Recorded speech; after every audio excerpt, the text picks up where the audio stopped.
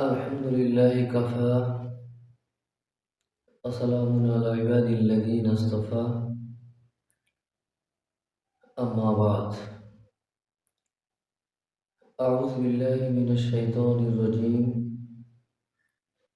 بسم الله الرحمن الرحيم. والعاديات ضبحا فالموريات قدحا فالمغيرات صبحا فأثرن به نقعا فوسطن به جمعا. إن الإنسان لربه لكنود وإنه على ذلك لشهيد وإنه لحب الخير لشديد. أفلا يعلم إذا بعثر ما في القبور وحصل ما في الصدور إن ربهم بهم يومئذ لخبير.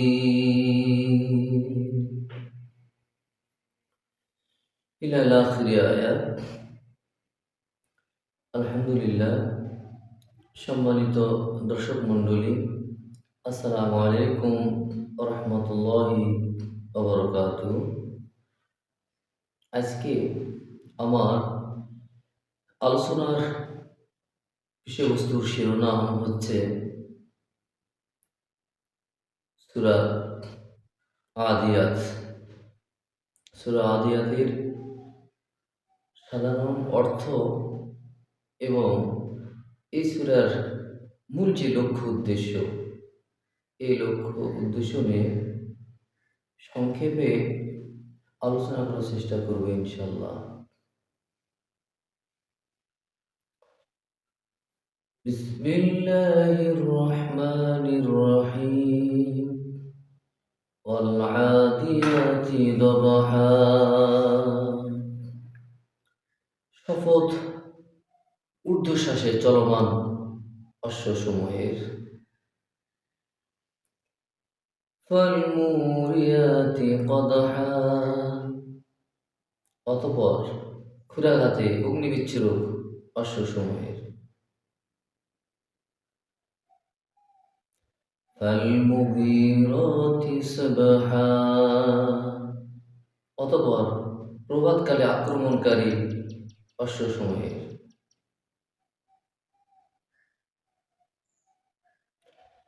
فأثرن به نقعا। ও যারা সে সময় ধূলি উৎক্ষিপ্ত করে। فوسطن به جمعا। অতঃপর যারা শত্রু দলের অভ্যন্তরে ঢুকে পড়ে। ইন্নাল ইনসানা লিরাব্বিহি লাকানুদ। নিশ্চয় মানুষ তার পালনকর্তার প্রতি অকৃতজ্ঞ। ওয়াইন্নাহু আলা যালিকা লাশহীদ। এবং সে অবশ্য এ বিষয়ে অবহিত। ওয়াইন্নাহু লিহুব্বিল খায়রি লাশাদীদ। এবং সে নিশ্চিতই ধন সম্পদের ভালোবাসায় মত্ত। আফালা ইয়ালামু ইযা বু'থিরা মা ফিল কুবুর। সে কি জানে না যখন কবরে যা আছে তা উত্থিত হবে। ওয়াহুসিলা মা ফিস সুদূর। এবং অন্তরে যা আছে তা অর্জন করা হবে। ইন্না রাব্বাহুম বিহিম ইয়াওমাইযিন লাখাবীর। সেদিন তাদের কি হবে সে সম্পর্কে তাদের পালনকর্তাই সবিশেষ জ্ঞাত। সম্মানিত দর্শক মণ্ডলী, আল্লাহ রাব্বুল আলামিন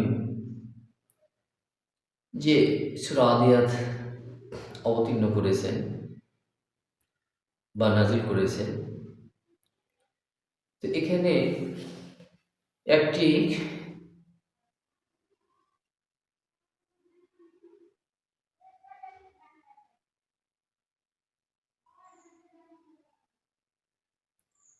এই সূরার সর্বমোট আয়াত সংখ্যা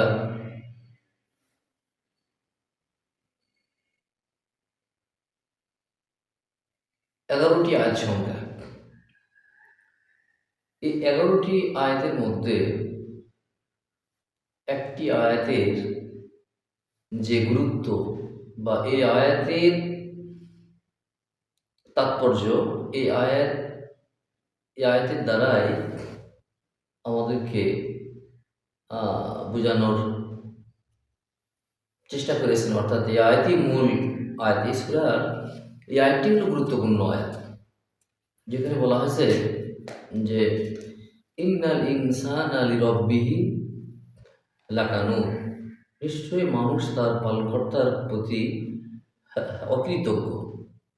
অর্থাৎ এই সূরাতে যে খুরাখাতের কথা বলা হয়েছে, যে যুদ্ধক্ষেত্রে যখন দুই পক্ষ যুদ্ধে লিপ্ত হয়, ঠিক সে সময় যখন ঘোড়ার মালিক তাকে নির্দেশ করে, তখন ঘোড়ার দিকে অগ্নি যদি নিক্ষিপ্ত করে, তীর বর্ষা যেটাই হোক না কেন, তারপরও কিন্তু কি করে না, ঘোড়া কিন্তু তার মালিকের কথা শুনে কিন্তু সেই সামনের দিকে অগ্রসর হয়। তো এই আয়াতের দ্বারা এইটাই আমাদেরকে, এই সূরার দ্বারা এটা আমাদেরকে বোঝানো হয়েছে, আল্লাহ সর্বশেষ বলেছে মানুষ হলো অকৃতজ্ঞ। মানুষ হলো অকৃতজ্ঞ। যে একটা জন্তুকে যখন মানুষ নির্দেশ দেয়, তখন শত বাধা বিপত্তি উপেক্ষা করে সামনের দিকে অগ্রসর হয়। কিন্তু মানুষ কি জানে না যে মানুষের সৃষ্টিকর্তা সে আল্লাহ রাব্বুল আলামিন। তাহলে কেন সে আল্লাহ রাব্বুল আলামিনের কথা শোনে না? এটাই আল্লাহ রাব্বুল আলামিন মানুষকে বোঝানোর পর এই জিনিসটা বলেছেন, মানুষ হলো অকৃতজ্ঞ। যে আল্লাহর নির্দেশে তারা মানুষ কি স্বতঃস্ফূর্তভাবে সবাই কি হয় না, বের হয় না। এই কারণে এখানে বোঝানো হয়েছে যে যতগুলো ঘোড়া আছে পৃথিবীর সকল ঘোড়ার যারা মুনিব আছে বা তাদের যে ঘোড়ার গারস্থ আছে, ঘোড়ার যে মালিক আছে, তারা যে নির্দেশ দেয়, সেই নির্দেশের জন্য সামনে যদি অগ্নি আসে, ফালা আসে, তীর আসে, বর্ষা আসে, যেটা আসুক না কেন, তারপর ওরা কিন্তু অগ্রসর হয়। ঠিক একই রকমভাবে কিন্তু তার যে কি মনিবের কথা শুনে বা তার গারস্থের কথা শুনে বা তার মালিকের কথা শুনে। কিন্তু অপর দিকে আমরা মানুষ, যে আল্লাহ আমাদের আছেন, আল্লাহ আমাদেরকে নির্দেশ দিয়েছেন, অথচ আল্লাহর কথা আমরা কি করতে পারি না, শুনতে পারি না।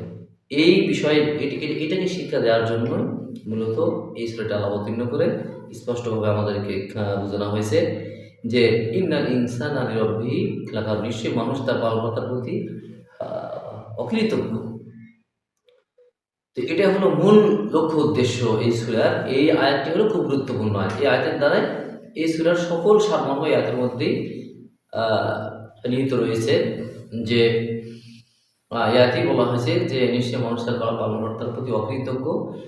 কেন মানুষ একটা ঘোড়ার সওয়ার যখন ঘোড়ার যে মালিক তখন নির্দেশ যখন যায়, তখন সেই ঘোড়া কিন্তু তার গারস্থর বা তার মালিকের কথা শুনে।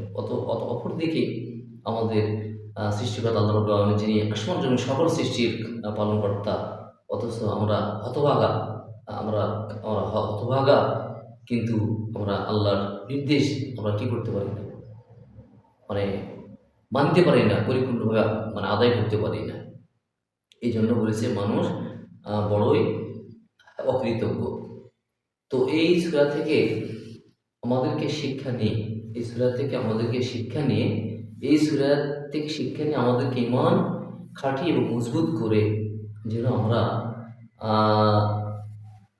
অকৃতজ্ঞ না হয়ে যেন আমরা আল্লাহর প্রতি যেন কৃতজ্ঞ থেকে বাকি জীবন আল্লাহর আদেশ এবং নবীর তরিকা অনুযায়ী মেনে নিয়ে যেন জীবনযাপন করে পৃথিবী থেকে বিদায় নিতে পারি। এই তৌফিক আল্লাহ সুবহানাহু ওয়া তাআলা আমাদেরকে যেন দান করেন। আল্লাহুম্মা আমিন।